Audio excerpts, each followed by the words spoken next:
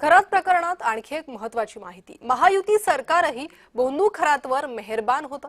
खरातच्या ईशान्येश्वर मंदिरासाठी महायुतीकडून निधी देण्यात आला। 1.5 कोटी रुपयांचा निधी दिल्याचा जी.आर समोर आलाय। खरातच्या मिरगाव येथील ईशान्येश्वर मंदिरासाठी महायुतीने 1.5 कोटींचा निधी दिल्याचं समोर आलंय।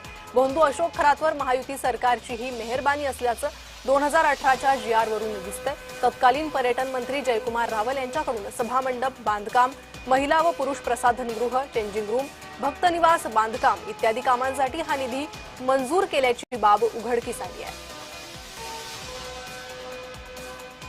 ईशान्येश्वर मंदिर परिसरातून आढावा घेतलाय आमचे प्रतिनिधी जयेश सावंत यांनी। श्रद्धा आणि भक्तीच्या नावावर महिलांचं शोषण करणाऱ्या कॅप्टन खरात या बोंदू बाबाच्या वर गुन्हे दाखल झाल्यानंतर त्याचे अनेक माहित्या समोर येतात। आता यावेळी आपण त्यांच्या या खरातच्या ईशान्येश्वर मंदिर आहे या ठिकाणी आलेलो आहोत।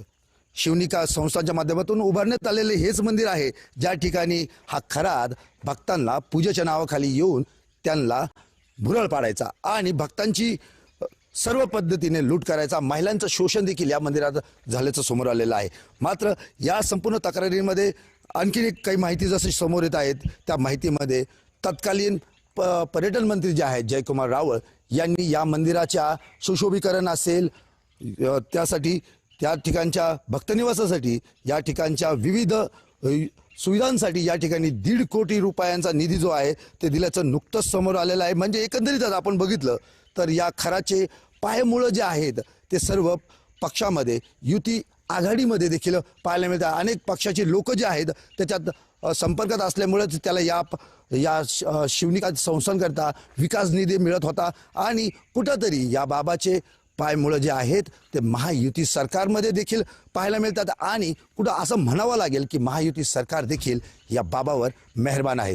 तर महायुती सरकारमधील त्या नेत्यांची चौकशी होणार का? SIT मार्फत त्या तत्कालीन जे काही या प्रक्रियेमध्ये होते त्यांची चौकशी होणार का, त्यांच्यावर कारवाई होणार का, हे पाहणं महत्त्वाचं ठरणार आहे। जय महाराष्ट्र करता जय सावंत, मिरगाव, नाशिक।